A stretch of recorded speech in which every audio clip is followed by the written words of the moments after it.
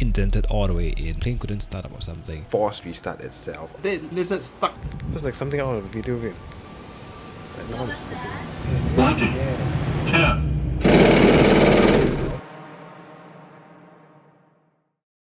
okay, breakfast is done and done getting ready for school. I'm a bit late over here. 8:45 and I'm supposed to leave at like usually around 8:30 to 8:40, but that's fine, whatever. I'm gonna try a different route. Yeah. And I should that I can make it to school on time and not miss my class. I went in with 5 minutes to spare, but what sucked was having to climb stairs to reach my classroom, which was followed by a 2-hour wait just for a 5-minute class at the end. Okay, class is over. That's the last day of school for year 2. And time to celebrate myself a little. So what I'm going to do is I'm going to watch 2 movies back to back because I can. And it's going to be the Minecraft movie and the Miku Who Can't Sing. I'm not expecting much for the first one because I heard it's bad, but I'm just gonna watch it anyways because I'm curious. I have more hopes for the second one, but we shall see how it goes. I don't know what's more dumb. Saving a few dollars to walk to Clementi instead of taking a public transport in this kind of hot afternoon sun. Or the fact that I'm spending $20+ watching 2 movies when I can buy it cheaper. Maybe watching on Netflix or something. But I picked the most dumb option out of the 2 dinner. And of course the elevator is out. So escalator is out of service. What the heck?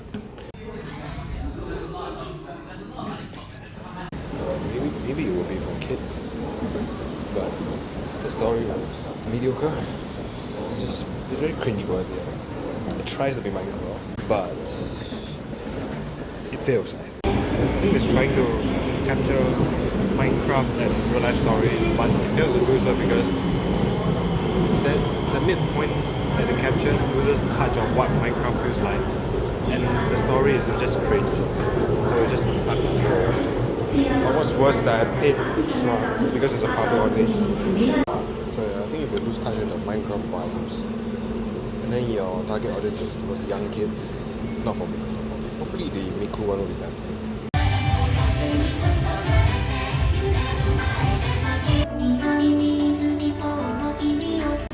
Shit, it was crazy with people with glow sticks and stuff.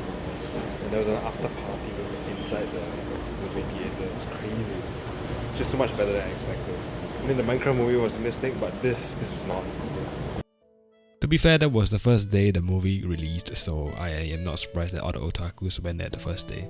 But anyways, you can watch me wake up and get ready for my day as I ramble about my vlog. I promise that this is not a day in the life vlog, but rather a special vlog, and this is my first vlog, so I'll be experimenting here and there, and I think the clips at the end are slightly better than the start, but this is an experiment to learn and keep track of my vlogs. Maybe in the future I can come back and reminisce about my past vlogs and adventures and how much I had fun with them. Anyways, enjoy the entire movie. I don't know how long this is going to be, but this is going to be a very long movie. Now it's the next week, and it's going to be an exciting week because today we are traveling, and we're not only just traveling to Bali. Now the crazy thing is, my mom is also traveling today, so I'm going to hitch on a ride to the airport just like that, and I'll see you at the airport. Everything is basically almost packed and done. Surprisingly, I can fit the whole bag in there. It's a bit exploding, but things are always good, so yeah, that's fine.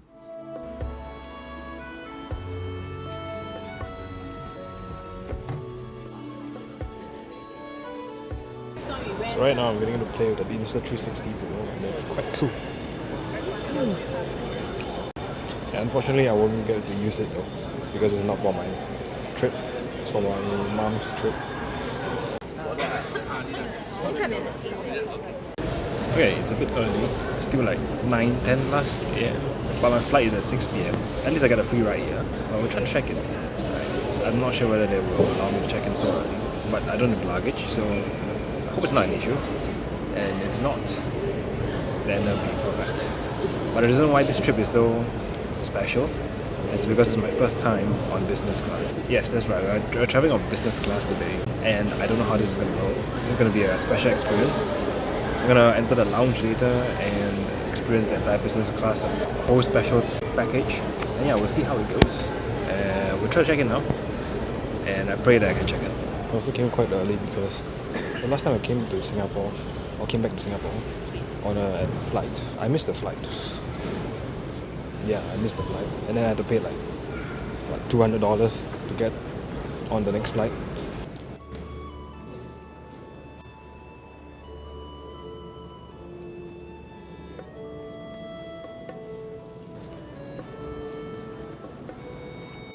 Hi, good morning. Is it okay if I check in for Bali here? Not too bad. You allow me to check in? After checking in, I went through security with my mum and my aunt and said goodbye to them quickly. And then off I went, adventuring Changi Airport for the next few hours, visiting various lounges and spotting planes. Now that we are all checked in, let's try out the Silver Chris Lounge, which is the flagship lounge for the Singapore Airlines business class customers.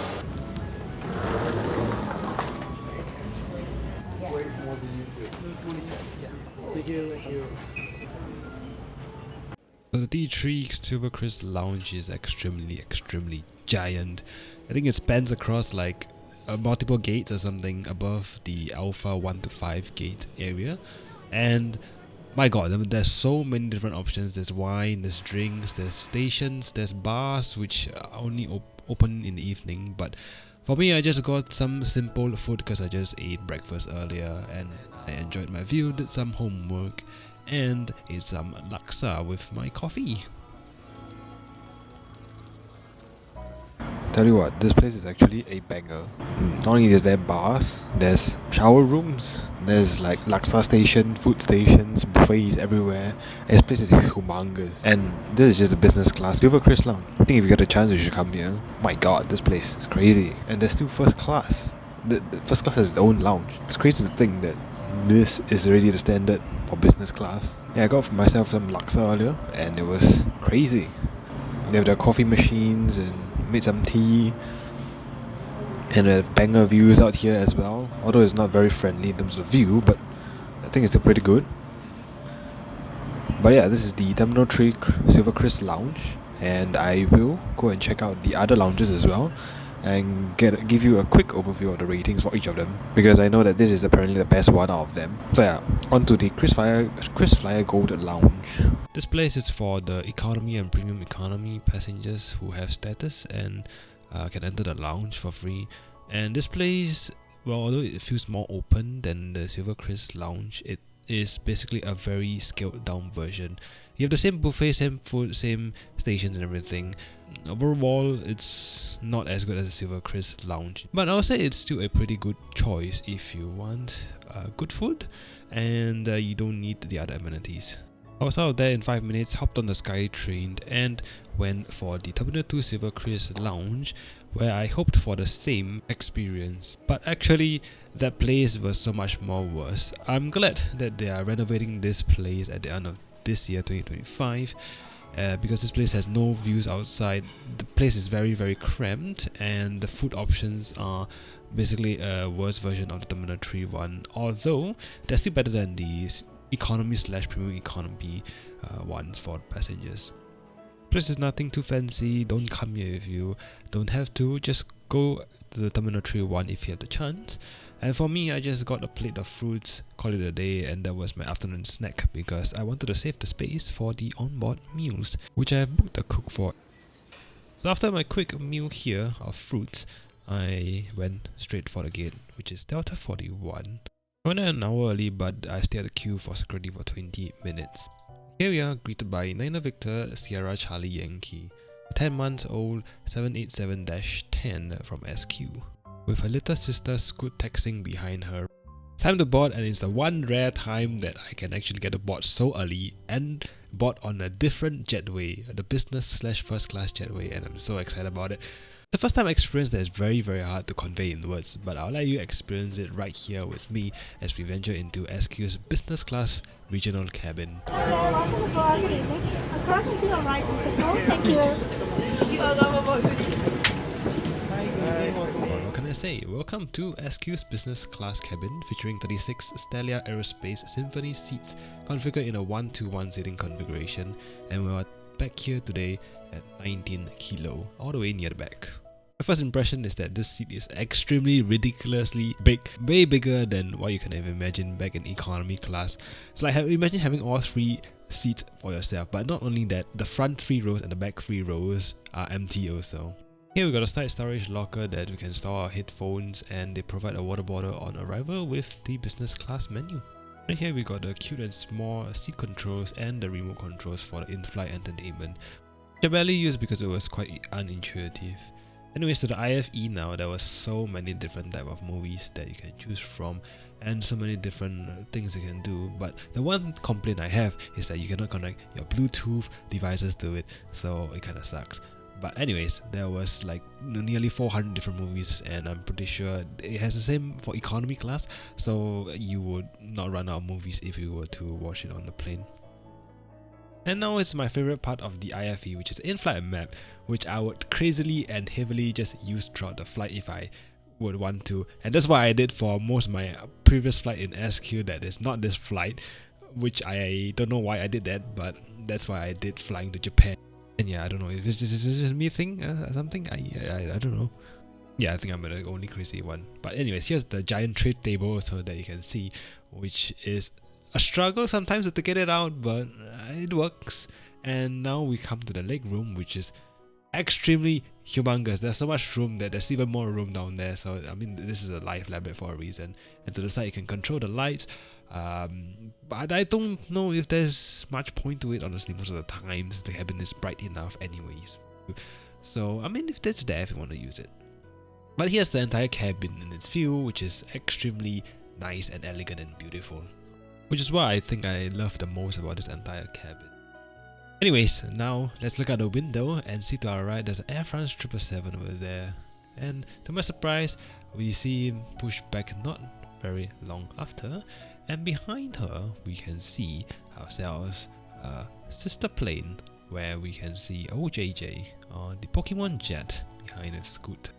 Cute little plane over there, but keep in mind we'll see her again not too soon later in the video. Anyways, back to the cabin. There's one thing I realized in the cabin, which is that near the ground there's this little dot patterns that appear. I don't know, it adds to the cabin effect of a nice cozy dark cabin. And no one ever mentions this, but I think this is a very good addition to the aircraft. Not sure whether it's in the economy class as well. But anyways, the cabin crew quickly came around, introduced themselves, addressed us by surname, and offered us a welcome drink. And of course, I had to go for the champagne. It's the first time trying a champagne, of course I had to try it out. And then they were served some hot towels, which was actually fuming hot, and my hands could barely take it, but it's a nice touch which is offered in economy as well. And not too long after, they played the safety video and we were almost ready to push back. Though it was like 15 minutes late because there was delays on incoming flight and the baggage had to be transferred quite late. Anyways, here's the pushback, and I'll let you enjoy the sounds of 2 Rolls-Royce Trent 1000 starting up simultaneously.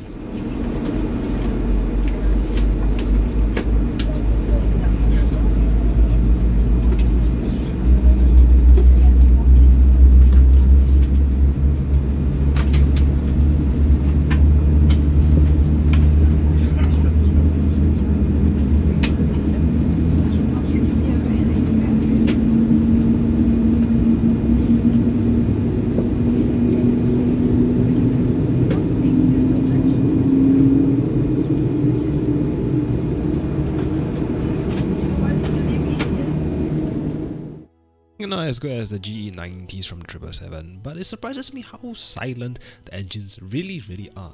Like even in business classes where the sound should sound perfectly nice, it makes it sound underwhelming because it's so silent. Anyways, here we are with a very short taxi route to the runway, which is 20 Center, which we're departing from, and how perfect that we are sitting on the side where we can look at the entire city on departure, which I will let you enjoy after this A350 departs in front of us.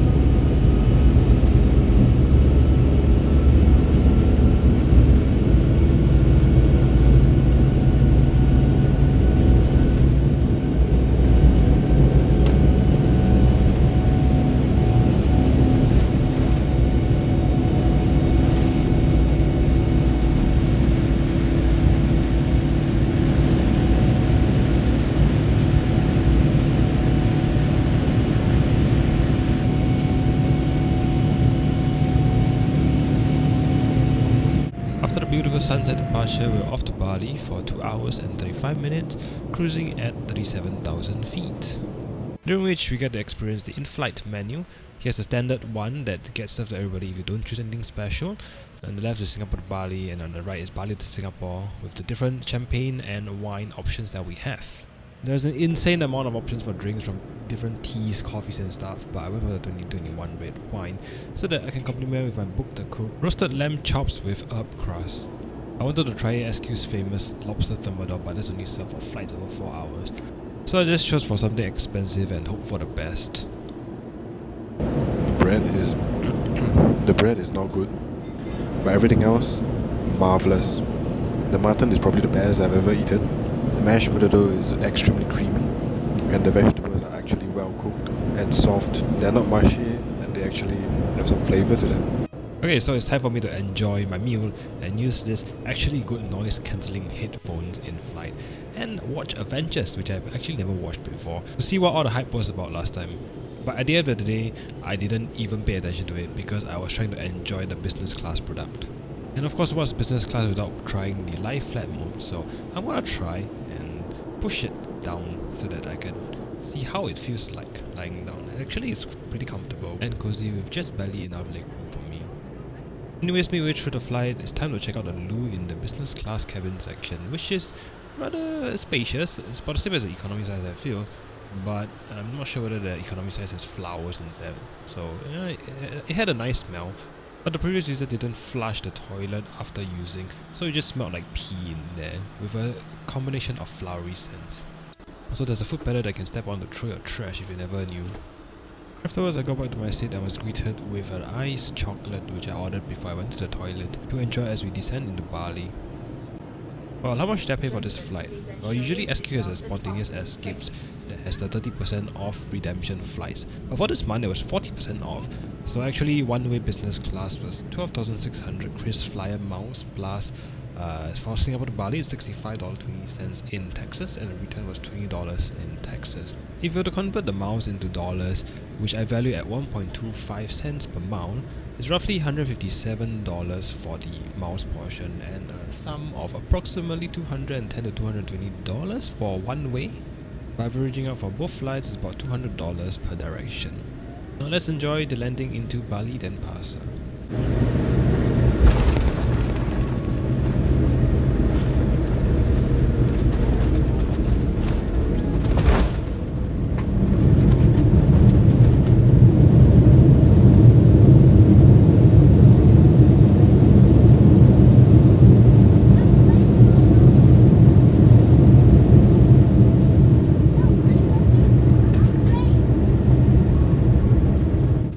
Here we are, welcome to Bali. So one thing I want to point out is that when filling in the QR code for the arrival immigrations, I was surprised that if you fill in the date of arrival and place of arrival, they will automatically pull your name, date of birth and everything, even the flight number for you. It's quite cool.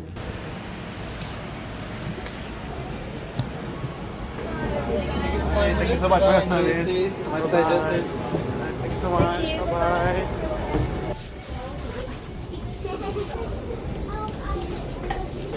I'm at Bali.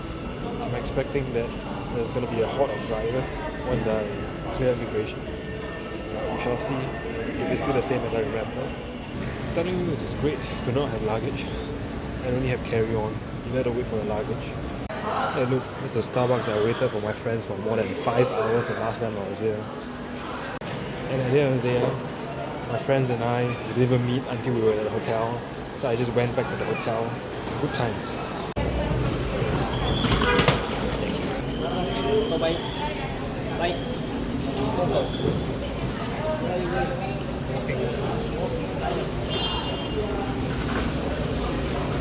100.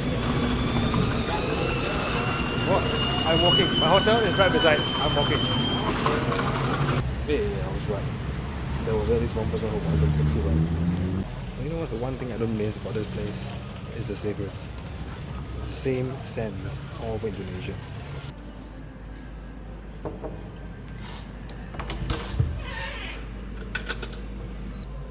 Wow, look at that. That would be quite nice. It's like an elephant. I think it's an elephant. I can't tell. But wow, the amount of effort they did. And we have a balcony, which is not a lot. I was hoping for a room that has the ocean view, but I guess that was too much to ask for. And this is the bathroom. Did they provide everything? Yeah, they did provide everything. Alright, lovely. What a news. Coming into the room and the Pope died. I think he passed on quite a while back, like maybe a few hours back, earlier in the day. I think I saw a quick glimpse of it on the news, but I didn't realize that he actually passed on. Okay, so how was the flight? I think it's way better than I was expecting. I mean, I expected quite good, but the amount of atasness, or even like the spaciousness, the niceness of everything just combined, well, yeah, it makes everything so much better than economy. But of course, the prices is much more than economy, and I would say that after trying business class, it is hard to go back to economy. But I think the difference is not too big, because I was actually expecting slightly more in terms of certain areas like food. I thought there was gonna be more than just one plate of food. Turns out it just was one plate of food. The cabin crew was, well, they were pretty engaging with the people around me, but not me. So they paid no attention to me. Maybe I just didn't stand out or anything, right? But that's fine. Yeah, the seat, the hot product, fantastic. Soft product, definitely it is still good. But of course, I think I overhyped myself a little bit. Now that's how the flight went. I was to be flying business back, going back to Singapore. Let's just say it was not a cheap ticket, even though I didn't pay in cash. I could have flown from Singapore to Bali, back to Singapore, I think 2.5 or 3 times in economy class for the price of that business class ticket, if I were to just buy the same economy ticket with the same deal. But I think what makes it so much better is the entire ground experience also, not just the air experience. So if you ever want to try business class, I would suggest you buying a ticket out of Singapore instead of coming into Singapore, because you don't have lounge access if you come into Singapore. Also, I want to add, the flight went by actually super duper fast. It's like insanely fast compared to the last time I went to Bali. So just imagine the flight took off, and once the seatbelt signs are off, they started serving the meals. So it's like 12,000 feet. By the time we're done with the meals, and by the time they returned the meals, it was already about 2/3 of the way into the flight, and I had barely enough time left to just enjoy and soak in the surroundings of the seat before we started our descent. I asked for a drink, the chocolate drink there, and by the time it was returned, and that was it. That's the flight. That's 2.5 hours right there. Now it's insanely fast. That's probably one of the fastest 2.5 hours flight I've ever done, and I think I can say that I enjoyed myself really well. What would be good right now, and some people will be jealous, is martabak, and I'm gonna order that right now. I hope it's as good as Bintan one. I'll also show pictures of Bintan one, and then we'll compare it with the one I'm gonna order now. I'm gonna spend like $5 ordering martabak, because it's too good not to eat it when you're in Indonesia. Okay, martabak is here. Martabak is here. Look at that. Martabak is here. It smells amazing, man. Ready to open it so I can eat it. I can't eat it. Oh, there we go. Alright, let's see. What do we have here? Let's show you what we have here. Do-do-do. Oh, look at that. Half an entire oh my god. Half an entire martabak. That is a lot of martabak. I am gonna get fat after this, aren't I? But I will have it, and I'll let you know how it tastes like. I hope it's good, right? I hope the Bali one is equally good as the Bintan one. Let's give it a shot. We got chocolate, we got cheese, we got nuts in here. About the same as what we have in Bintan. Maybe a bit different, but I'm not sure what the exact ingredients are that I ordered last time. But cheers. I think the Bintan one is too better. This one has a lack of flavor, I feel. That's not too bad. It's still martabak, edible. Not as good as Bintan, but I'll take it. It should be more melted. It's alright. And usually there's no sesame seeds there, but I put it thinking that it will be a bit healthier. And the worst part is that I was 10 minutes late because I didn't enable notifications for Grab. So the driver came 10 minutes earlier from when I checked the phone. And because of that, the guys were waiting along there for quite a long time. And I decided to give him some tip for it. I think the whole order was like $4 or something. So just gave him $1 of tip. Because the delivery fee is probably like $1 or $2 maximum. So yeah, I think $1 goes a long way for them. Especially he waited 10 minutes. So yeah, I feel damn bad for him, and I probably should enable notifications after this if I do decide to do grab food again. I think the biggest issue with this mala is that it was not cooked long enough. So all the ingredients are still very solid, and the mala just feels cold. Either that, or it was cooked long ago, and they just sprinkled the ingredients on it, and it went cold afterward. I feel like one of that happened. No wonder it didn't feel as great as I was remembering from Bintan. If only that this was the Bintan quality one. I think those who went Bintan with me would know how good it was. Well, it's a new day, and I think it's a day to chill and do work. Let's look at the view of the day now. It's mediocre. Not much out there. It's just plants and 2 seats. There we go. Here's an ultra wide view for you. I was hoping for a beach view, then I can sit down there and do work, but I guess not. Instead, I'm going today, and then I am going to go to the mall to see if there's anything worth buying there. I don't think so, but let's just do a quick walk there. And then I'm going to try the McDonald's cheesecake again, because that was one of the best cheesecakes I've eaten in the last Bali trip. I'm going to go to the same exact McDonald's and hope that it's still good. But we shall see how. Maybe not today, but maybe today. Then afterwards, we'll go to the airport. Follow along with me on this journey, and we'll see how it goes. Should just be a chill day, I hope.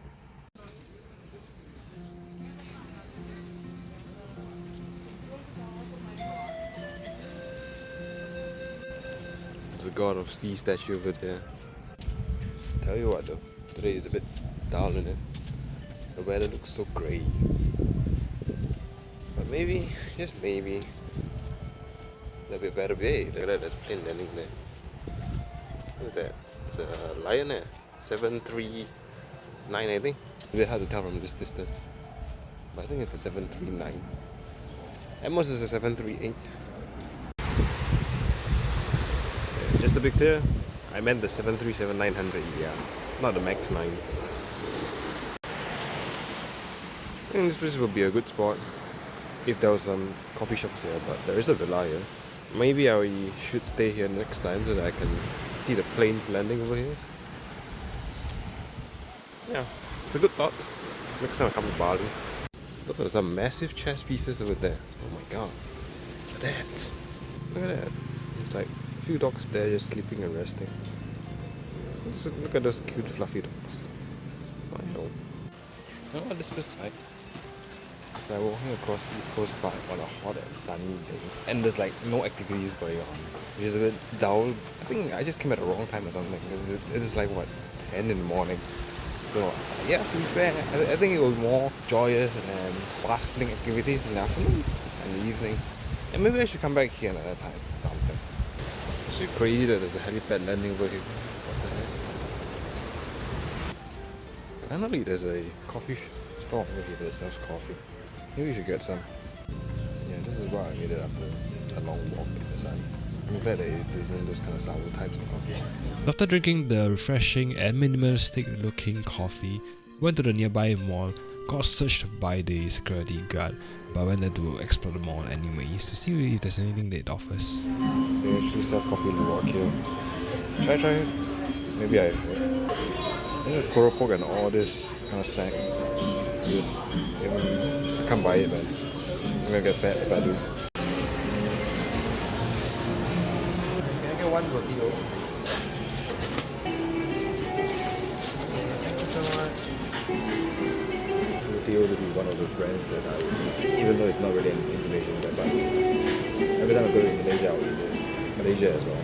It's just too good not to eat it. I realized I was too excited about it that I forgot to take a shot of the roti, so you just have to bear with it and not see the roti. I've decided to get it. Not that I condone the kopi luwak, but I want to try it.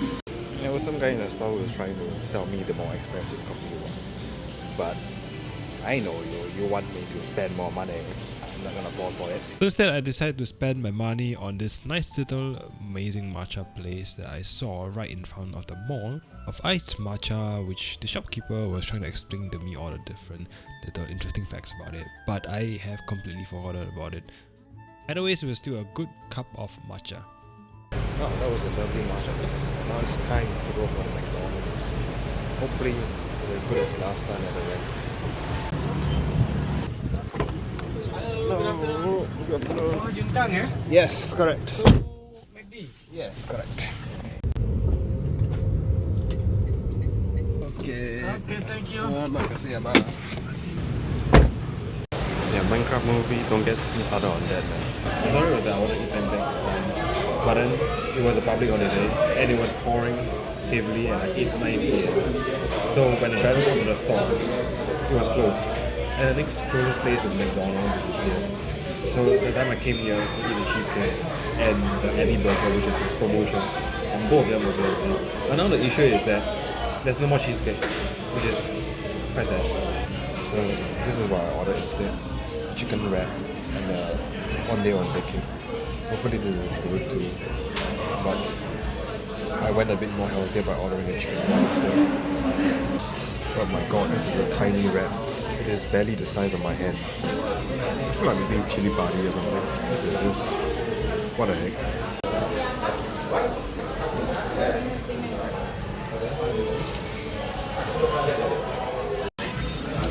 This with the gula melaka, quite good, pretty solid. But it's not as good as the cheesecake that I remembered. The only one is quite light. The flavor is not really there, but it just goes well with the gula melaka. Then all the flavor will start to pop out with it. Anyways, here's the Abby burger from the last McDonald's trip with matcha ice cream, and I realized that I've been saying cheesecake the whole time, but it's actually like croissant. So if anytime I say cheesecake again, I mean croissant. Moving on, I went to a coffee place near the McDonald's called Routine Coffee that I found on Google. This place was actually quite beautiful, and I ordered a butterscotch sea salt latte to enjoy with it. It was quite sweet, honestly, but it was still quite delicious though, not gonna lie. Surprisingly, the only people in the cafe were Japanese people, but there has been quite a bit of Japanese tourists that I've seen in Bali, like comparable to the Aussies that come here. Yeah, the sun kept crawling in, and so I was evicted by the sun. That's important. Oh well, it's time to go back to the hotel, and I will go to the rooftop to see a nice sunset, I hope. Shall see how it goes. Okay, makasih ya bang.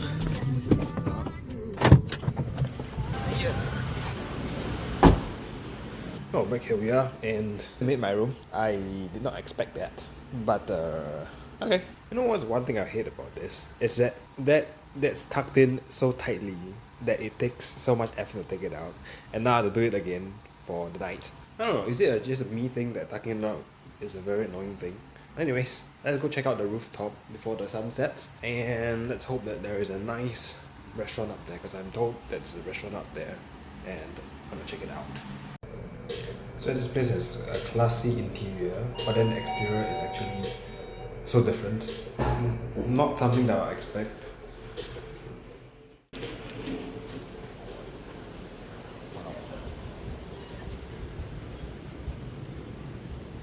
There's actually a good view out here. It's not up here though. There's in the kids' playground, and there's a whole entire pool up there. But I'm not gonna go up there because there's people up there, and I don't want to look weird filming them. You know what? I decided to not be up there for a while because it's too hot. In half an hour's time, when the sun is lower, the sunset will be nice and I'll be up there. In the meantime, I'm gonna order some babi guling because that's what you should be eating when you come to Bali. That's their specialty here. We shall try out the babi guling again. Although I did try it the last time and it's good, but I want to have it again. Okay, here we go. We got babi guling, and this time I wasn't late. Okay, so not like last night. It's nicely well packed. In fact, I was earlier than the driver by like 1 minute. So yeah, I had my maps open the whole time, and I wanted to make sure that I was late. Not that I didn't want the driver, but it's not nice letting the driver wait for 10 minutes. It looks pretty good. I'll show you on camera. Ta-da! There we go. Oh, look at that. Okay, let's give babi guling a shot. Not exactly what I remembered it to be. They only have one piece of pork here that is the crispy type. The rest is a bit different, but we shall give it all a shot. So I think this is a satay or something. Okay, it's quick. It's not actually babi guling. Let's try the actual babi guling. This is the real deal over here. Now this should be hopefully the real deal. Here it is up closer. Yeah, let's give it a shot. Fantastic. It's not too salty, extremely soft, very flavorful. It's a shame they only gave one though. It's time to finish the rest of the meal. Personally, I'm not a big fan of like the side dishes. or the veggie side dishes. It's extremely spicy, but it's expected for Indonesian food. But everything else, like the meat, the pork knuckles, everything, solid. That's what I would expect for an authentic Babi Guling. And you see right there, it's a whole freaking chili chopped out right there. The one that's so spicy, I might have just eaten one whole chunk of it. My mouth is on fire, man. I don't know if you can tell, but I'm hearing them badly. This is so spicy, dude. Not really sure if a whole bottle is enough, but oh my god, this is spicy. But it's good though, it's good. Well, after the spicy adventure that I had, it's time to go back up to the rooftop and enjoy the one last sunset for the day, as I enjoy seeing a couple of planes land with whatever sunlight there is still left.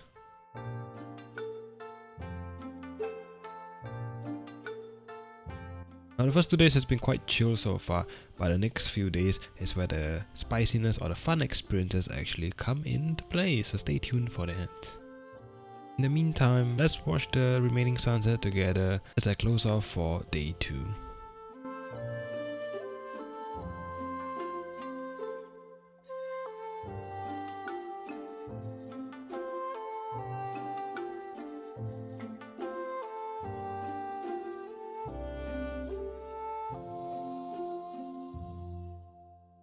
Good morning, day 3 in Bali. Here, morning of Bali. But you may be wondering, why the hell is it still so dark in Bali? It's 5:30 in the morning, and yeah, I crashed very early yesterday. But you know what that means? It's time to do more work for the entire morning. That's what I came to Bali for anyways, to do work. Well, you can watch me do some work. I'll do a time lapse, and then you can join me for breakfast later on. And of course, when I decided to do work, Windows decided to force restart itself after I turned it on to do some updates. Maybe it's really a sign not to do work. Well, I guess I can do some push-ups in the meantime while waiting for that stupid Windows update. Well, turns out doing push-ups early in the morning is not really a good idea if you don't plan to shower because you don't have the clothes to do so. Because I felt so sweaty after the next few hours trying to do work and it didn't feel nice to do work. The pro tip, actually bring extra clothes if you can. In the meantime, let's order some breakfast and return to doing work once the Windows update has finished. Okay, it's time for breakfast. And I've ordered myself a bowl of fruit bowl, smoothie bowl, Thai bowl, I can call it any of those. And we have charcoal with nuts and fruits. We got a lot of nuts on the top with kiwis, mangoes, and some charcoal base. I'm not sure what's inside. Probably some smoothie. There's peanut butter on the side, and everything here is probably for like, give or take, $7-8, including the delivery fee, which I think is quite worth. I think it's pretty good. It tastes exactly how you think it is, like each of the individual ingredients. The base is just a smoothie that has charcoal color. Nothing special about it. It's just the looks of it. What I can say definitely for sure is that this is so much better than doing this. Look at this. All this nonsense database transaction theory stuff. This is killing me. Honestly, eating this feels like I'm those kind of gym bros who eat like extremely healthily and focus on this kind of food every single day, every single meal. If I'm gonna eat all this random junk Indonesian food that is like absolutely delicious, this kind of thing is a must to balance out the number of carbs you have to eat for eating the other food. Especially that one night, the manabang, like 2 nights ago. Oh my god, that was so jalat and such a killer in terms of carbs that yesterday and the whole morning and basically the noon, I didn't really eat anything. I only drank coffee and that was it. That had me power through the entire first half of the day. That martabak from the night before was just crazy. Okay, now that was a decently fruitful session to study, but there was a diarrhea in between. I had to go take a dump 3 times. Now the idea is that I am going to go to a nearby cafe for coffee, tea, I don't know. But I'm going to eat lunch as well. And that will be it for my noon. And then afterwards, I will come back here again for more study. Bali's street walks are not very walking friendly. I have tripped quite a few times until I look a little bit gay because of how it looks like when I trip. Yeah, I said this is not a meeting, but this is terrible design. After tripping multiple times, I finally reached the cafe called Drip's Cafe, which is a few minutes walk down from the hotel. And let's have some coffee over here and see what other goodies we can order for lunch over here. That is Indonesian style or Balinese style. While I enjoy this beautiful view from the porch with my iced hazelnut coffee. This hazelnut coffee right here is probably one of the most sweetest hazelnut coffee I've ever drank in my life. The moment it touched my throat, I can feel it sticking in my throat and I had trouble trying to swallow it down. It's crazy. Yeah, never mind, I take it back. It is not that sweet. I think I just touched the syrup or something earlier. I came out here because inside the cafe it smelled a little bit like sweaty sauce or something. It was not. But anyways, outside here, the view is much better. I was just afraid that the sun was gonna kill me, but not that bad. It was crazy walking down here. It was extremely hot, but that's Bali for me. After complaining a bunch, my nasi campur Bali has finally came, and look at that. My god, the presentation is 10 out of 10. And the food, well, let's try it out and let you know how it tastes like. I think most of the meat is actually very nicely well done. It's extremely well seasoned. Quite juicy as well. The rice is not very fragrant though, and it's a bit hard. The veggie is nice. Overall, I think I'll rate it probably like a 6 or 7 out of 10. Is it worth coming back again for it? But I think it's worth trying. Before adding the meat and such a nicely presented food because there's an inn right there. And I think the inn has like those room service kind of deal. So because of that, they have much nicer food. And actually, I don't think the owner prepared it himself because he made a call down to get the food. You know what? Maybe after the meal, I will bump it up to like a 7. I think I missed out some parts, such as like the chili. Chili was really flavorful and good. But it was super spicy. I was crying by the end of the meal, but it's good. And the chicken, the outside, the crust, it tastes like those kind of deep fried chicken skin. Those kind of chicken skin that you get in those kind of snack packs. Like, it actually tasted like that. And the inside chicken was actually quite juicy as well. And the otah was like, oh my god, full of juice. The moment you bite into it, all the juices explodes and comes out. But it's really spicy. Well, it's time to head back to do some work. Now that we have a good lunch and all. I don't know if this is bad design or what, but I just came to the mall. Let's see. If you want to take the escalator there, which is where I came out from, you have to go through this tiny corridor. And it's so tiny that even I can barely fit being horizontal across this. What?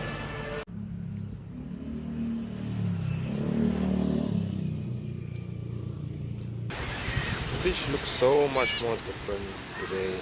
Let's come back to yesterday where it was so gloomy and dark. Look at that. Maybe I should go today instead. As nice as the beach is, I should go back and do work. And I need to shit again too. God damn. Hey, 2 hours of studying later. Now it's time to go for another place. Another cafe-ish kind of deal. So I'm gonna go to a coffee place and do some coffee experience there. There's a whole entire 40 minutes package and I'll try to film as much as I can over there. And then taste some coffee over there so that I can find out what exactly is what. Because I swear, even though I drank so much coffee, I never connected the dots between what the name of the flavor is and how it actually tastes like. So we'll see how it goes and what I can learn from it. Yeah.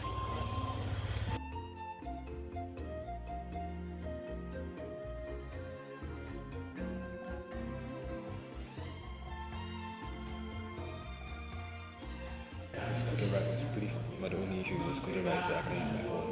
And if I do, I risk it getting stolen. But it's so much cheaper than to get a car.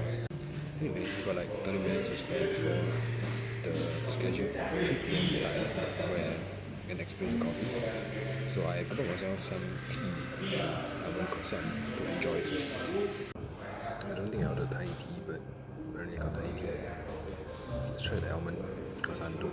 So it's like Well, the almond croissant was very mushy and it wasn't that good at all. Don't think they heated up well, either that or they just put too much butter inside. Anyways, that wasn't the reason why I came here, but instead, I'm here for the coffee experience and let me show you how it went. Hello, welcome to 20 Mili, House of Indonesian Specialty Coffee.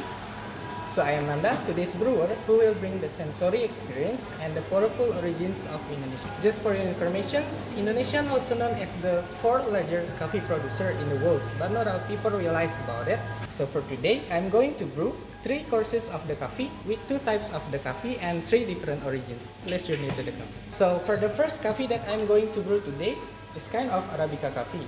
This coffee is grown in the highlands with the altitude 2100.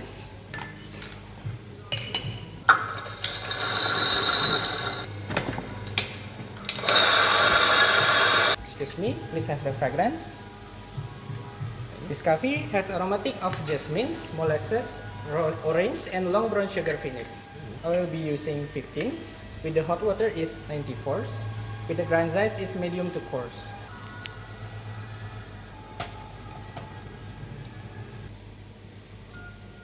So for the first pouring, I'm going to pour the coffee with the hot water into 30 ml. This also called as the blooming process. And then after 30 seconds, I'm going to pour for the second pouring until 150. With the yield of the water into 225.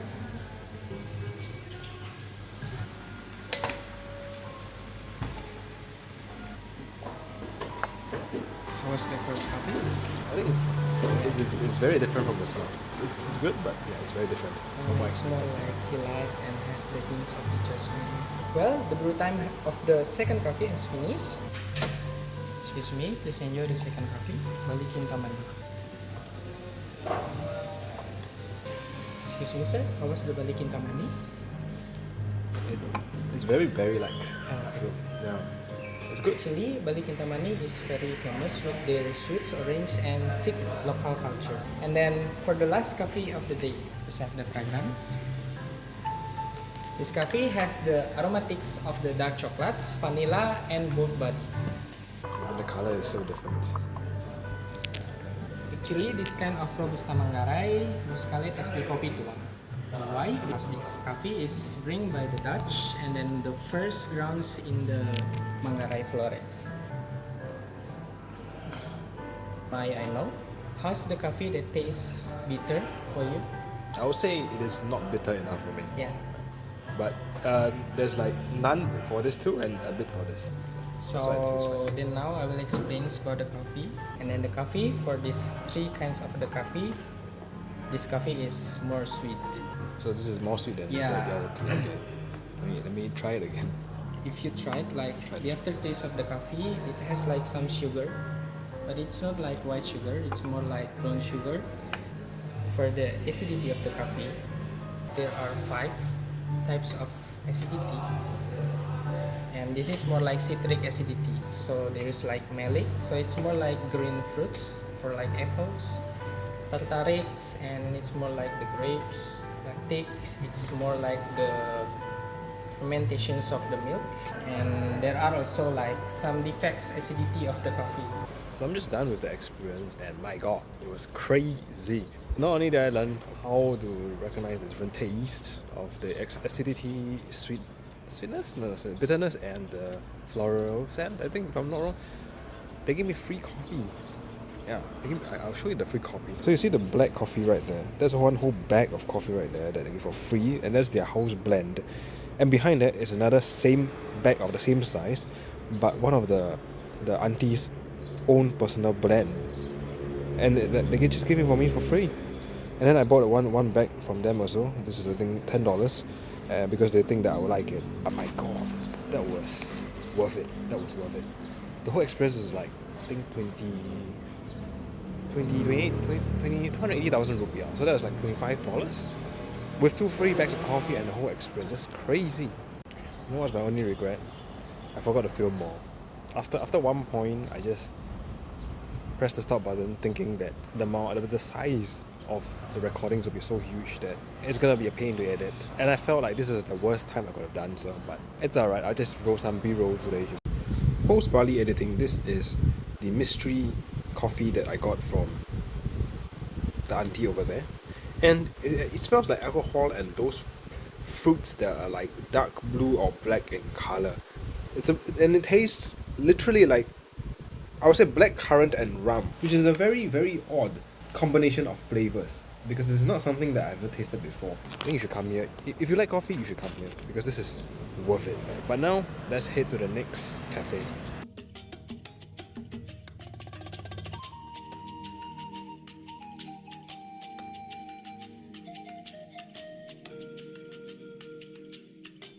What a crowded day at the airport. It's crazy. But we're here for a bar to see planes. That's why we're at the airport. Not to go home, that'll be in 2 days, but to see planes.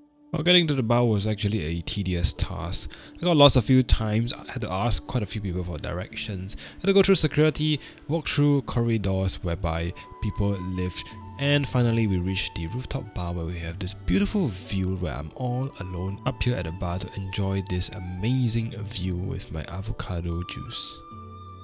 Tell you what, this place, beautiful. You see all the planes and everything. The whole Emirates A380 coming down there. And there's music in the background. I'm the first person here in this place. I think it opens at 4 PM and it's like what, almost 5 o'clock now.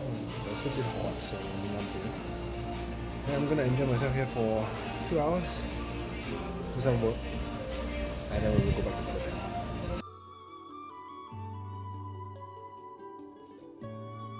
I don't know if you can see here, but the amount of birds in the airport is insane. I don't know how to deal with this, but my god. And so here's the sounds of the G90 starting up, which I was praising all about during the departure in Singapore. Ignore the 3:30 departing sounds though.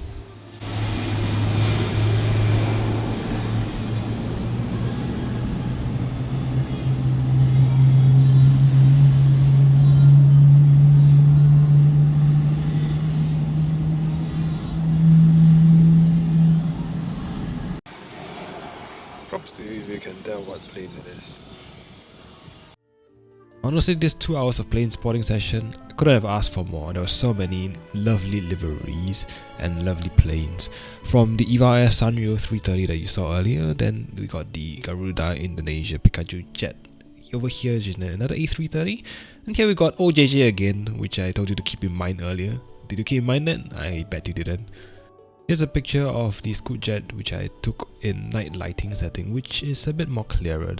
And also we have the Etihad 787 Warner Bros liveries featuring the DC Superhero series characters. But anyways, after a point whereby I can't even see the liveries anymore, I decided to call it a day and go back to the hotel. Oh, now it's night time. It's time to go back to the hotel and time to do more food delivery because Indonesian food is fantastic. And this place looks pretty good though for hotel. It's got Novo Hotel. Maybe it's a good idea to stay here too for plane spotting in the future. The only problem with this place is that you have to check in or go through security because this place is in between the check-in areas and security of the airport. So it kind of sucks. But, oh.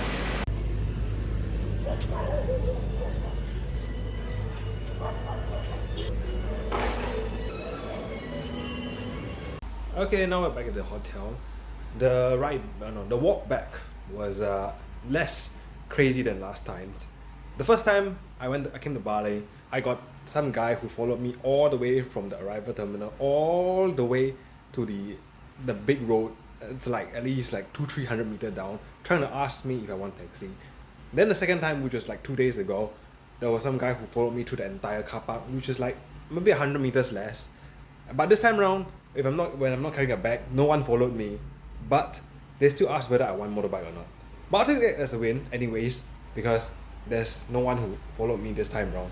So yeah, just tip for you, if you ever want to come to Bali and you want to save $5-10, you can walk all the way to the other side, outside the airport area, and you want to call a Grab there, it will cost like $5-10 less.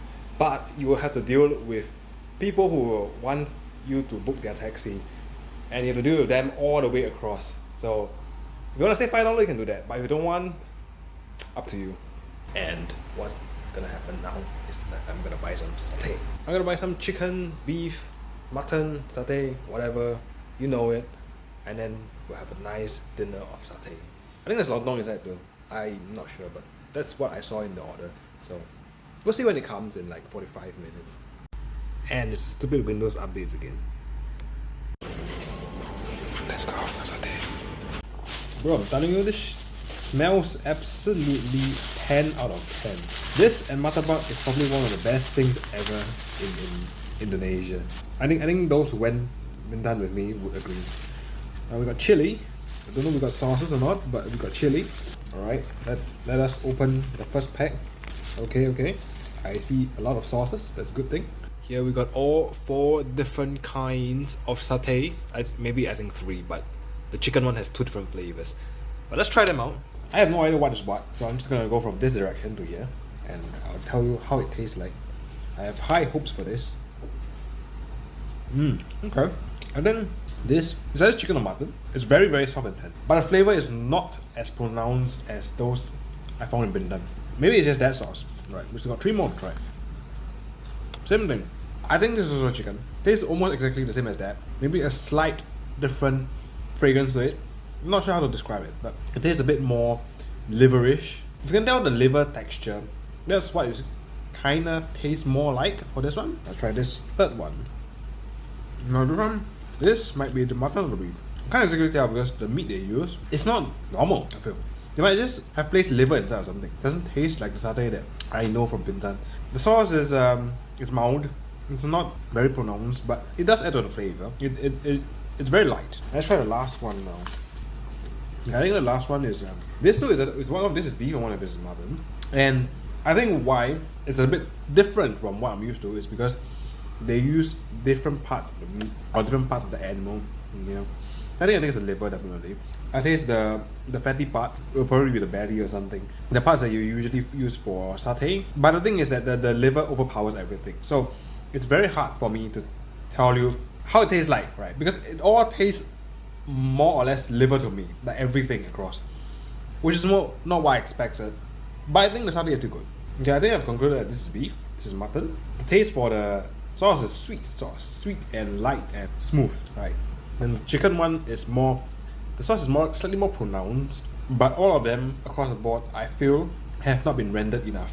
I feel like I don't taste the charcoal taste, which is what I hope to expect, but it's fine, right? It's not a big issue. It's still satay, it's still good. I would gladly eat it, but it's just not what I expected. Okay, my final rating is that if the Bintan one is a 10 out of 10, Singapore ones are usually like maybe 7.5 out of 10. I'll say these are more like a 6 to 7 out of 10. It is definitely still edible. It is still good, but it's just a different kind. And just like that, 40 sticks are done, and I'm super duper full. Just to be clear, they did give chili, but I avoided it because I don't want to get a diarrhea again. But my god, this satay over here, it's just meh. I think Singapore one would be better, but everything for like, not wrong, around $8, including delivery, it's alright. It's not too bad for 40 pieces. Good morning, it's day 4. I think I drank too much coffee yesterday because I slept at like 1 AM. The day 2 night I slept at like 8 PM, so it's a huge difference. Now I feel very weird because the sleep schedule is all screwed up. I think the coffee experience gave me too much caffeine, but I think it's worth it at the end of the day. Anyways, today shall be a plane day because we'll be visiting 2 plane spots. Maybe 3 if I'm going crazy about it, but I would say at least 2. For now, I think we should go and get some coffee because I feel extremely tired. And I need something to boost myself, so it's coffee time. Now I realized when I was filming this, there was this coffee right behind me, right here. But no, I'm not gonna drink this. I didn't come Bali to drink. What is this? Hindu cafe that is in a packet. Yeah. I mean, I think I was done them back home, but I came here for real coffee, and I think I should go and get some real coffee brewed by people and some pastries and stuff.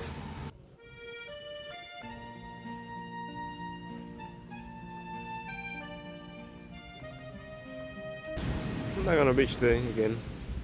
There's yachts and people who are getting ready to surf.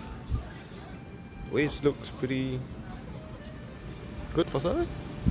I'm here to get some coffee though, so let's get some coffee.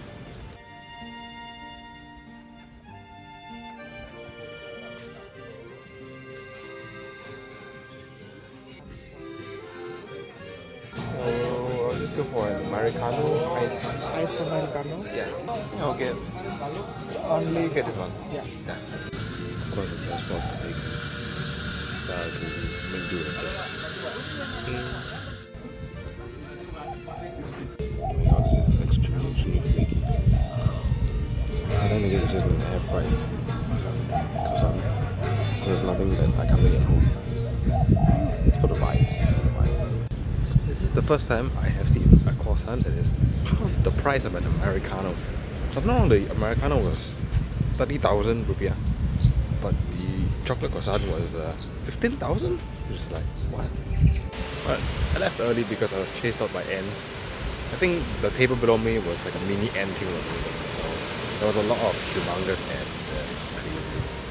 But another life hack is that you see the QR code that they accept is the red color one. You can actually use PayLah to pay, and then you automatically convert it for you. So actually, most of the places don't need cash anymore in Indonesia, except for those kind of old shops whereby like it's kind of roadside stores that sells food. Yeah, I think those are still in cash.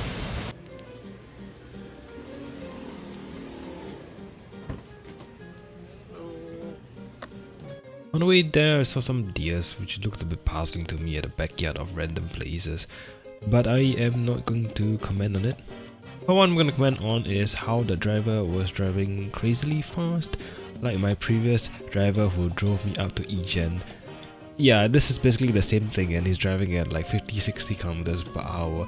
And the flashback happens all over again, back to Ijen, going up the mountain. If you know, you know if you were there. It was followed by a magnificent view of the ocean on the other side of the Bali island.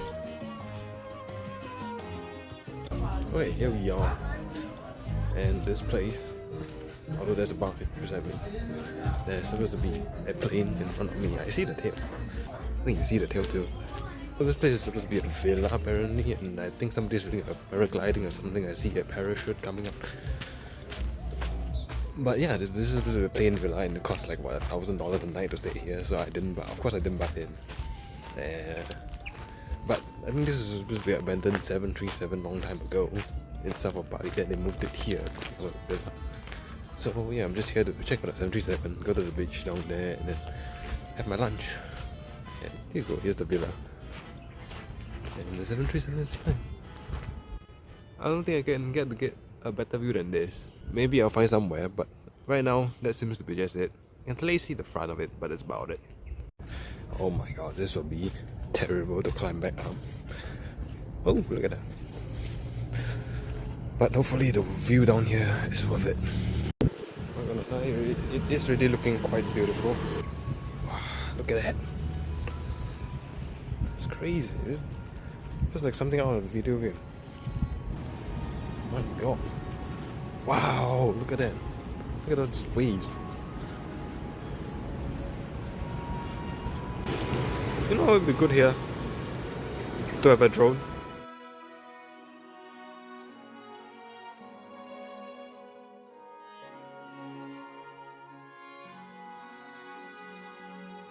There's just a little cargo ship down there cruising in the distance. Hey, I want to be like those people too, doing a paragliding. Man. No, but this is a budget trip, so it's not gonna happen today. Except for the business class part, but that I do not pay cash either, so yeah. Look at how steep that incline is. This is crazy. Yeah, this is ground level. Look at that.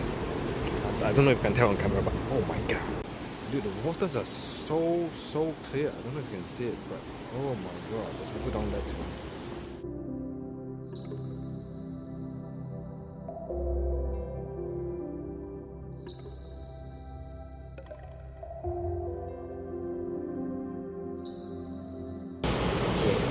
I would love to go in the waters now, but I don't have an extra set of clothes. I think the best I can do is just to enjoy the view and eat my mee goreng. Because there's also no signal down here. So I just realized that I have to climb back up the mountain and I don't have a choice because I can't even call Grab. I'm not looking forward to that. I'll enjoy the view in the meantime.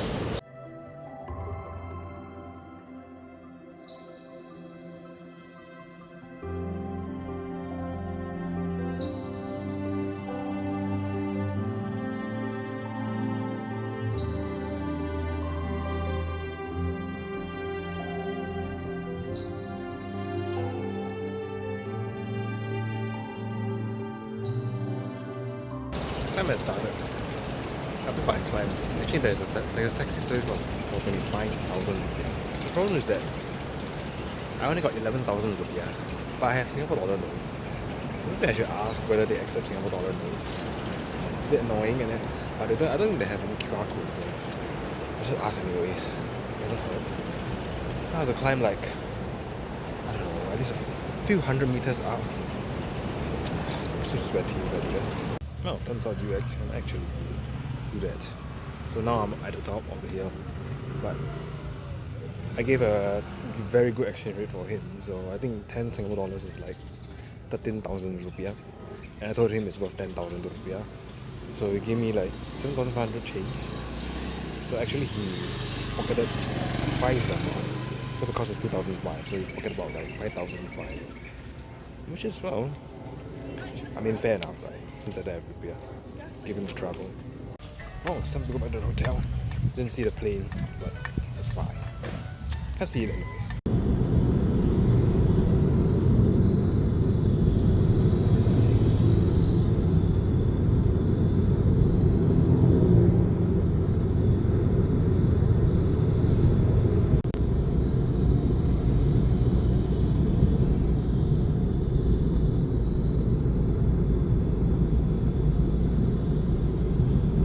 Okay, after 1 whole hour of riding back, it's time to shower. Because I smell a bit terrible from all the sweating and all the hot weather just now at the beach. So now I'm gonna try something out, which is the laundry service by the aunties down the street, and see how it goes. Because if it's a good thing, the next time go overseas, I think that's a good idea. They can just go ahead and ask the aunties to wash, and then we don't have to do laundry, and they can bring less clothes in the future. I must say how amazing the coffee smells, because when I was moving it from this bag to this bag, I can smell the amazingness of the coffee, and I can't wait to taste it when I go back home. But right now, I don't have the equipment to cook it or to brew it, so I'm gonna hold off for now. But for now, let's go and find the laundryman.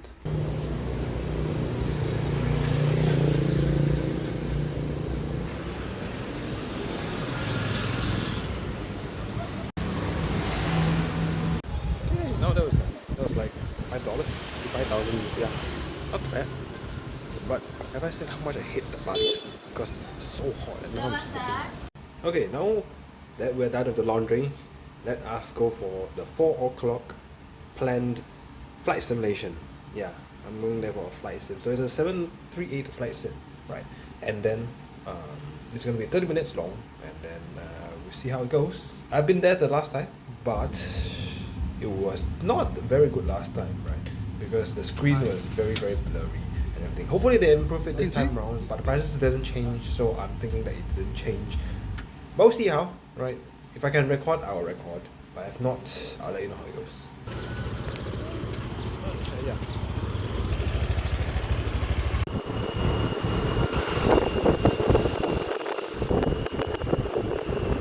The last time I came here, the tenant thought that I have an appointment with the plane itself, or rather I have an appointment with the flight sim. Hopefully this time around the attendant doesn't make the same mistake.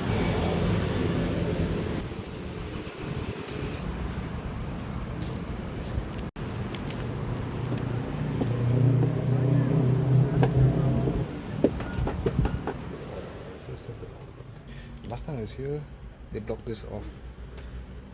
Looks like they preserved it. Yeah, the preserved it so much better this time now. But the whole cabin.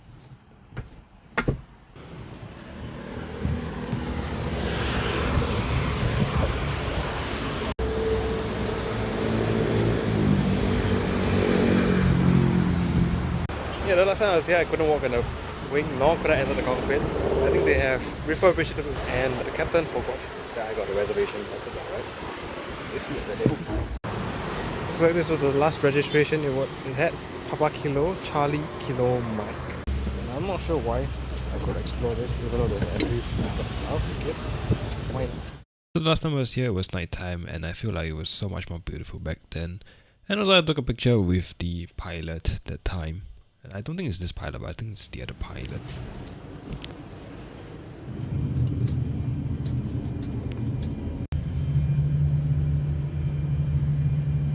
Let's see how this goes.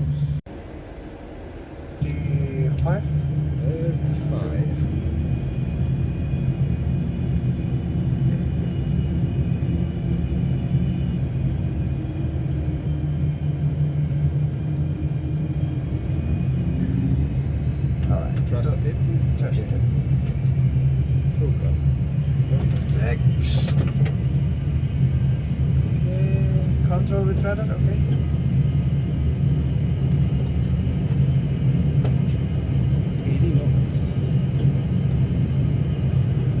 Make a feeling with the rudder. Oh, good. Okay. Rotate. Okay. Should I right? Yeah. Okay.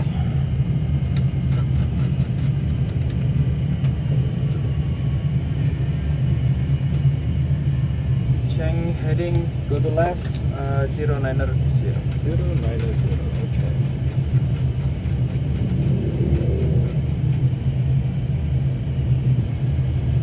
How long have you been doing this flight sim for?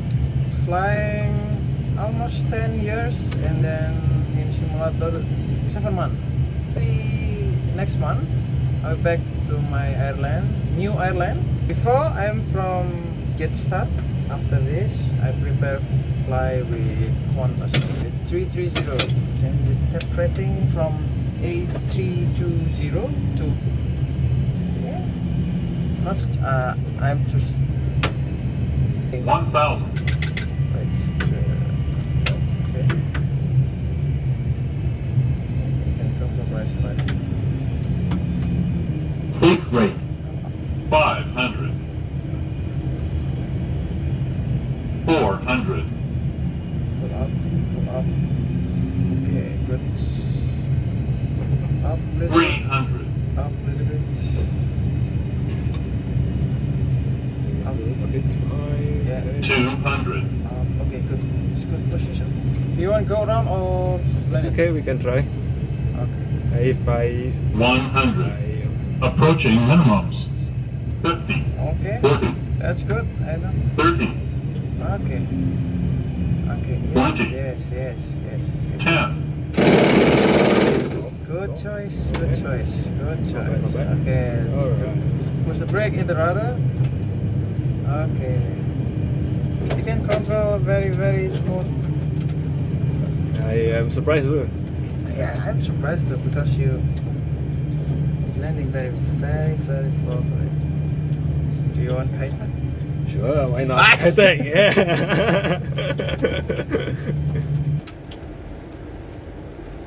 I thought usually people would spawn in Chap Lapkop, then they fly into Kai from there. I think it's better like a circuit pattern Okay. around Kaitak.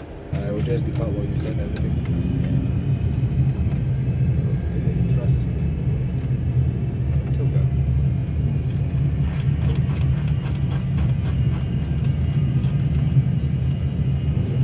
V1.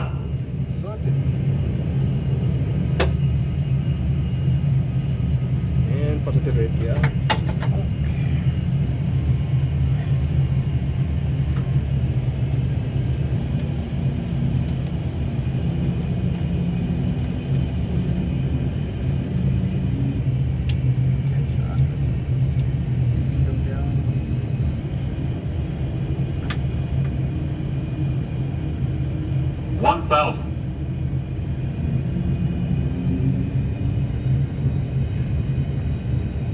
Take rate. Take rate. More power. 500. Take rate. 400. And more power. 300. Okay, good. Nice. Not too bad, not too bad. 200. Yes. Okay. Easy for you. Take rate. Glide slope. 100. Approaching minimums. Oh, float. Reduce speed. Hmm. 50. 40. 30. 20. 10. Okay. Just cross me. Okay. That's good. Have you got it down? Bit outside because this. Okay.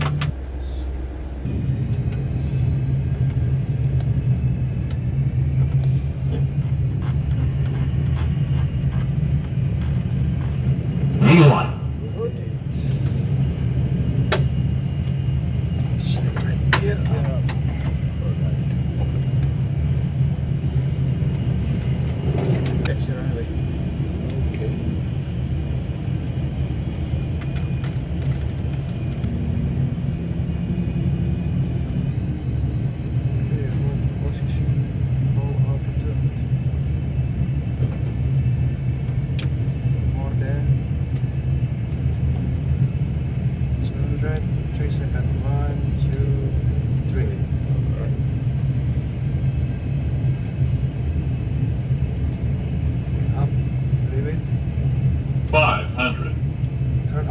auto throttle?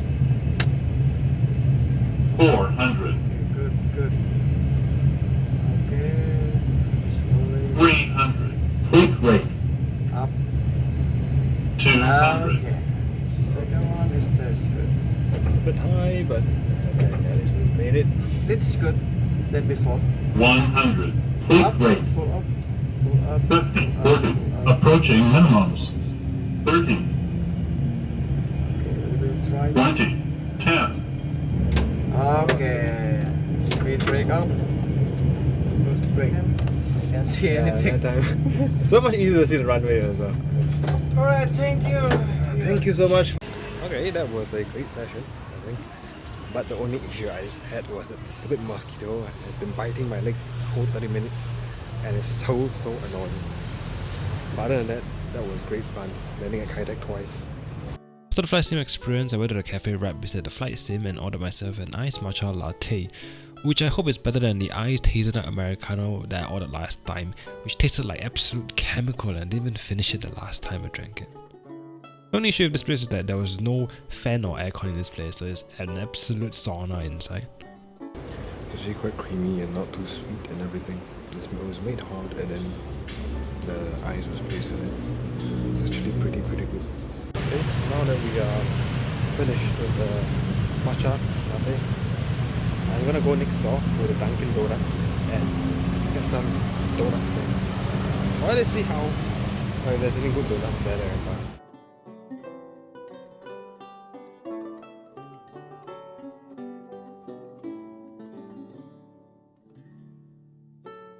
Yeah, I got the durian and the pandan now. Let's see how it tastes like. There is some durian flavor. Yeah, it tastes more like custard than durian, so it's not that durian. I was light too for the other flavor. This is not pandan. This is more like rose. What is that? Probably like a 2 out of 10. Not well. Well, I went back afterwards and went to the beach again, and I saw many different stalls selling amazing food as I watched the sunset one last time from the beach, and it's finally when the beach is extremely crowded and what Bali is supposed to be. There's also a lady selling fried food on the beach with a crowd there. As you can see, there were so many different options there, selling all kinds of food from mee bakso to corn to owls, but the issue is that I only have 2,000 rupiahs, which is not even 20 cents, so I don't think I'm buying anything there. But I will order Grab and I will eat some pempek and gado-gado, which is the last two dishes I would like to eat before I go back to Singapore tomorrow.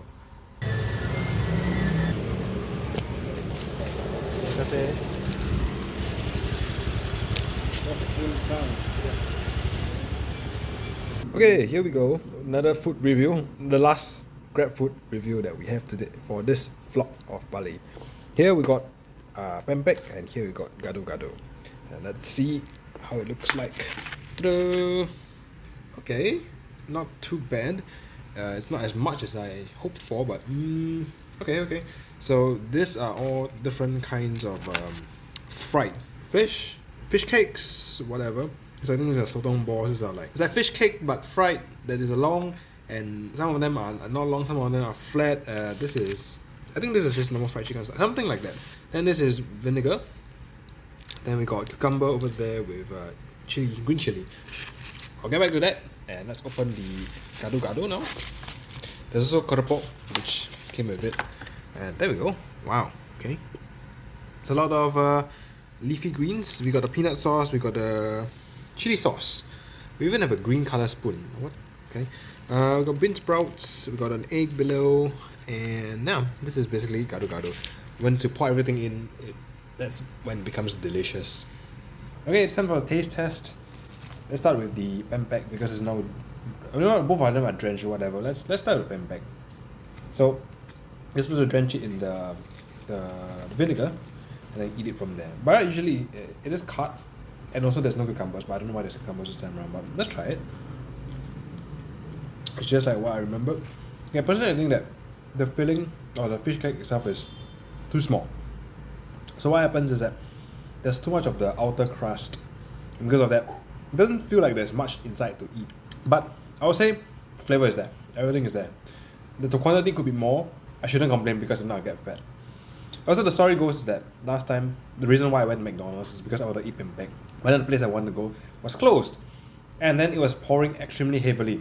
So before I reached the pempek place, I saw a McDonald's. And then therefore I U-turned back to the McDonald's, and that's where I got one of the best cheesecakes I've eaten in my life. And one of the best burgers in McDonald's that I've ate, which is the Abbey Burger. And then of course this trip upset me because the McDonald's didn't have the cheesecake anymore. Which was unfortunate, but okay, anyways.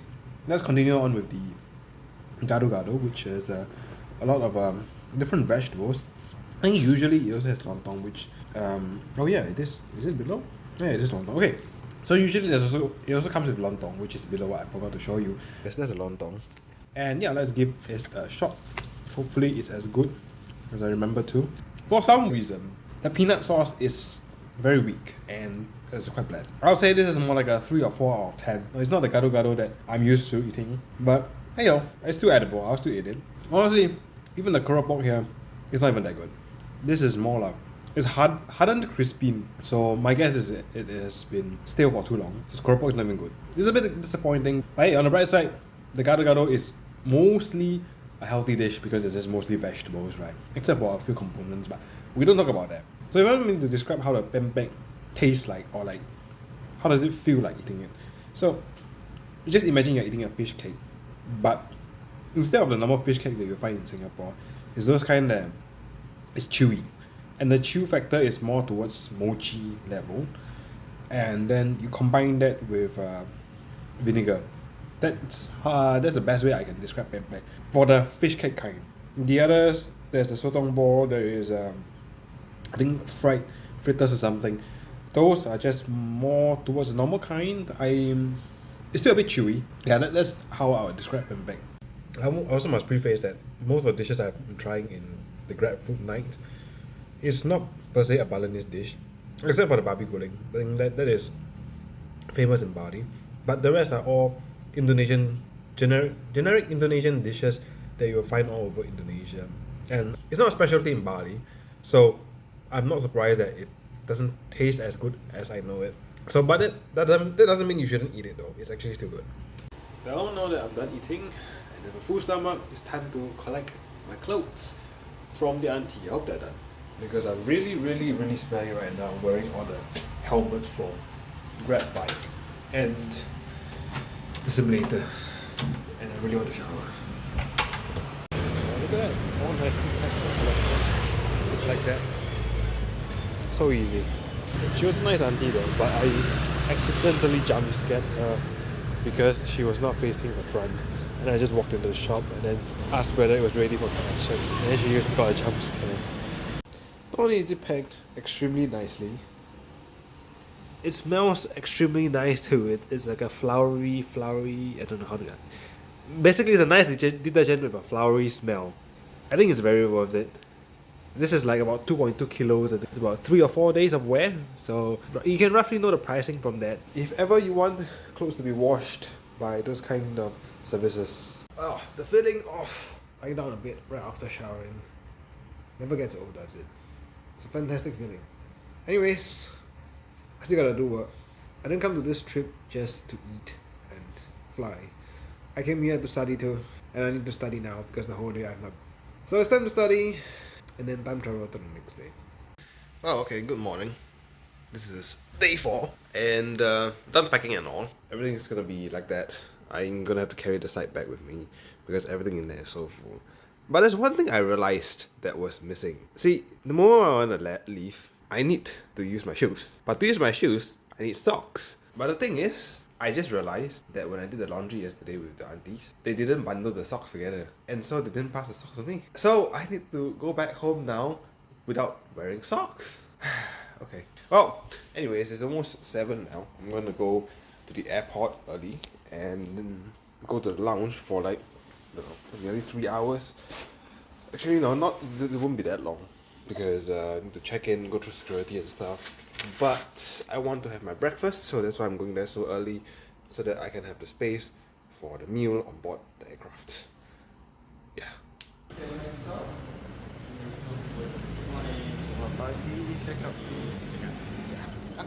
Okay. And Thank you. have a good day, bye-bye. Yeah, I don't think it's open, so I don't think I'm gonna get my socks back. Oh, my poor little sockless feet. What to do? I'm just like him, without socks. No, but I have shoes though. Get the doggy.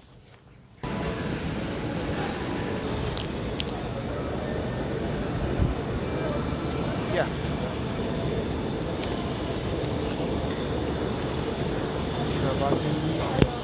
Singapore boarding from gate 8, boarding start 9:35 on tujuan lounge after you pass immigration upstairs on the left side. Okay. Thank you so much. Have a nice day. Here we go again.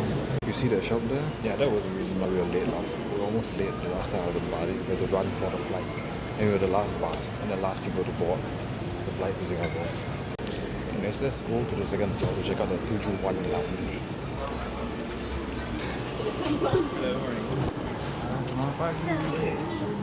Thank you. The Tujuan Lounge, or formerly known as the Premier Lounge in Bali, this place is quite beautiful to be honest, and there's quite a bit of options. There's also even a manned bar which you can ask for drinks over there.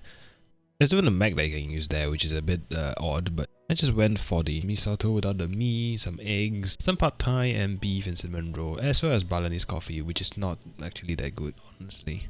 Within an hour, I was out of the lounge and went straight to the gate where I saw an Aeroflot A350, quite cool with the Russian invasion. But little did I know it would cost me some trouble down the line later. But nonetheless, time to enjoy some views of the plane and catch a landing of our 787 that I'll be hopping on board back to Singapore. From our gate I couldn't see the touchdown, but there she is, 9 Victor Sierra Charlie Whiskey, a 1.5-year-old Boeing 787-10. She's pretty young, but not as young as when I first spotted her back in 2023, as she was 7 days old when I first flew to Osaka Kansai. But now here she is again, and I'll be trying out the business class cabin. And to my surprise, the pilot overshot the turn, and well, I do that too on my flight sim, so I can't say too much about that. Anyways, today's flight will take us from Bali, then pass out to Singapore, with a flight time of about 2 hours 38 minutes, cruising at 40,000 feet. Not only that, it's ready for boarding, as I was in boarding group 2, essentially as fast as you can get without being disabled. I had high hopes for this flight now that I've experienced business class before 5 days ago, and we shall see how it goes. Now back on the business class jetways. Here we go.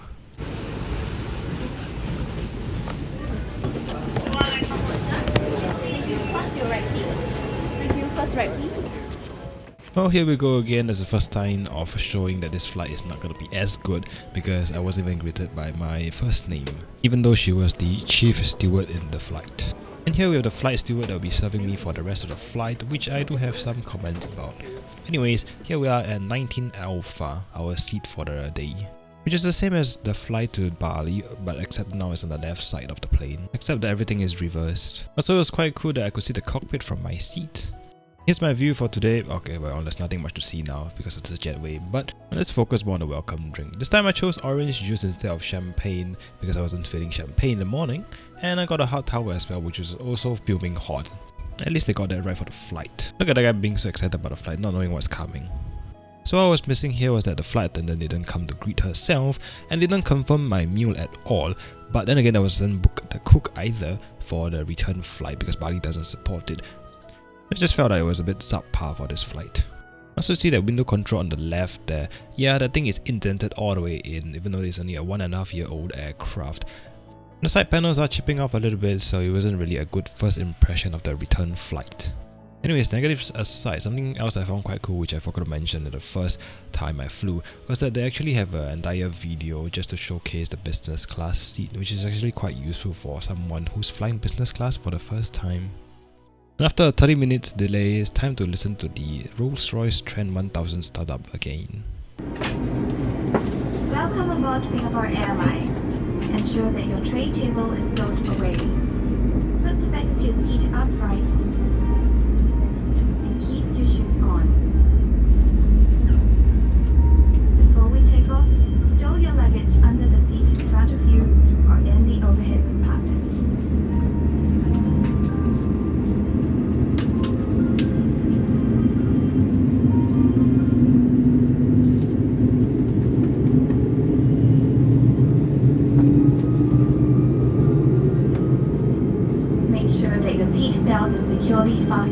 During taxi, takeoff. So the 30 minutes delay allowed me to see the Etihad Warner Bros livery and the next inbound SQ flight, which we technically shouldn't have even saw.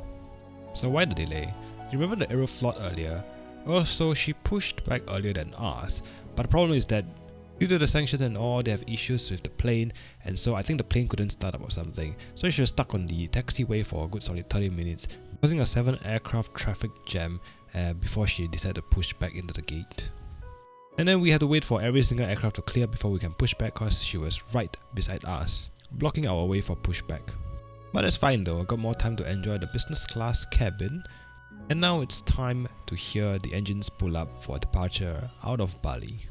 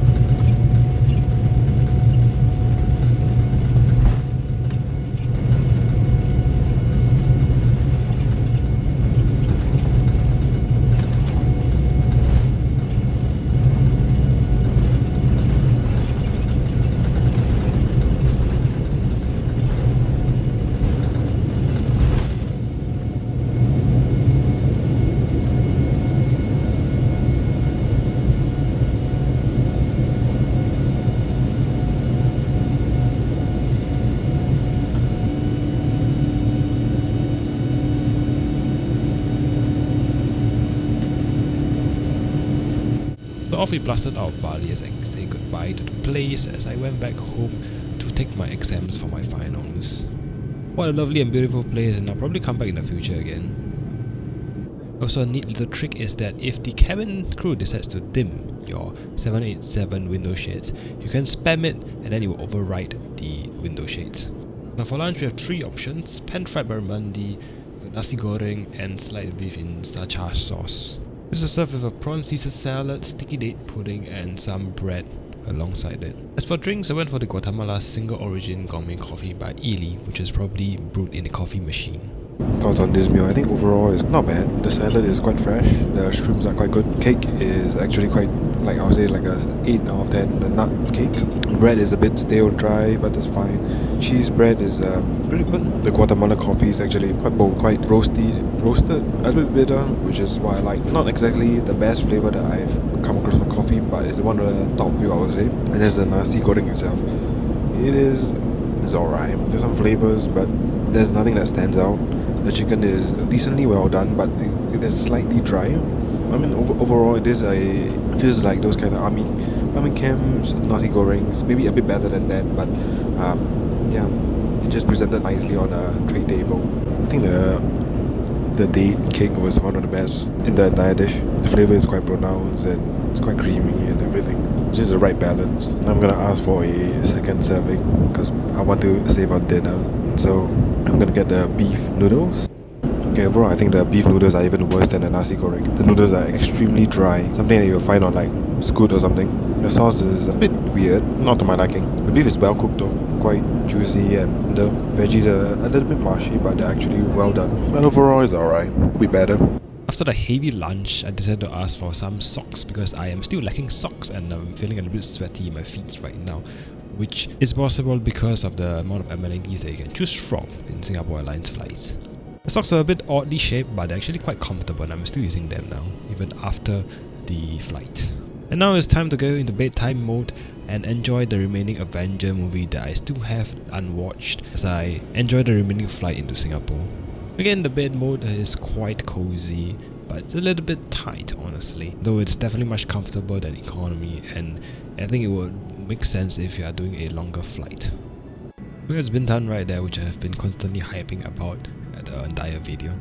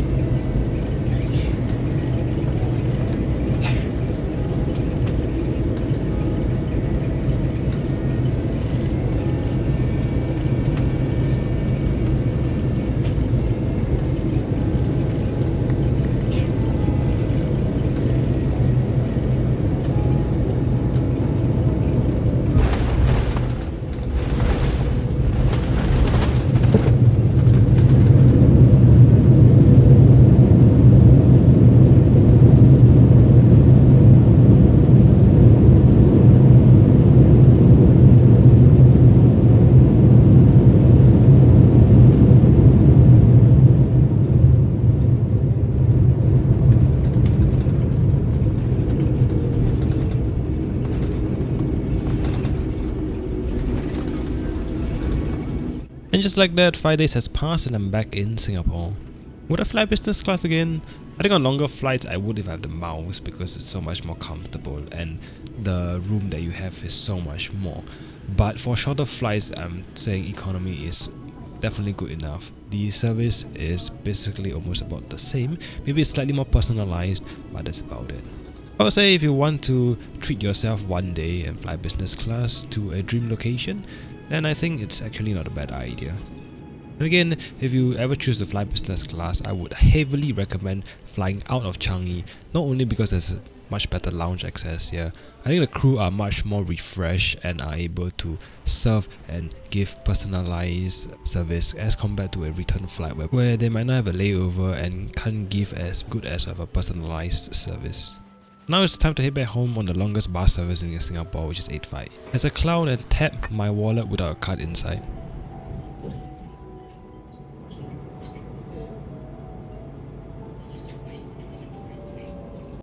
Finally, home sweet home.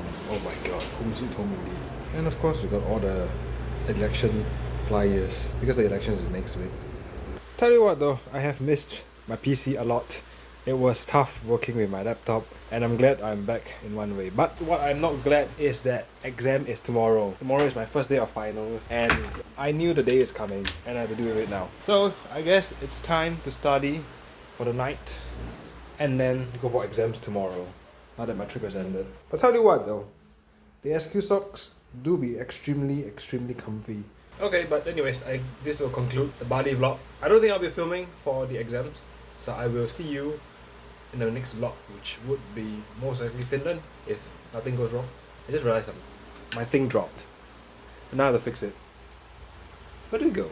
What the fuck? There's a dead lizard stuck onto the back of it. So why it dropped? What the hell, man?